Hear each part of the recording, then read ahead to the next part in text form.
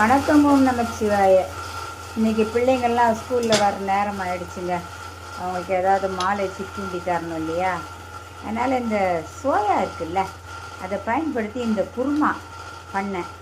பார்க்குறதுக்கே ரொம்ப அழகாக இருக்குது. அப்புறம் நான் சாப்பிட்டு பார்த்துட்டேன், நல்ல சூப்பராக இருக்குங்க டேஸ்ட்டு.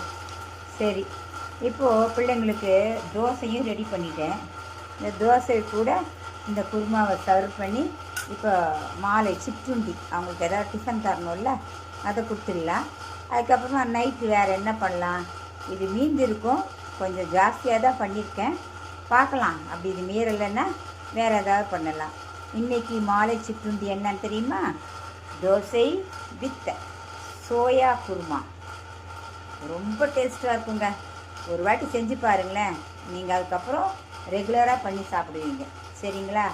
இந்த ரெசிபி யாருக்காவது வேணும் அப்படின்னா மறக்காமல் கமெண்டில் போடுங்க. நான் கட்டாயமாக ஒரு வீடியோ போடுறேன். சரிங்களா? பிடிச்சிருந்தா லைக் பண்ணுங்கள், சப்ஸ்கிரைப் பண்ணுங்கள், கமெண்ட் போடுங்க. வணக்கம்.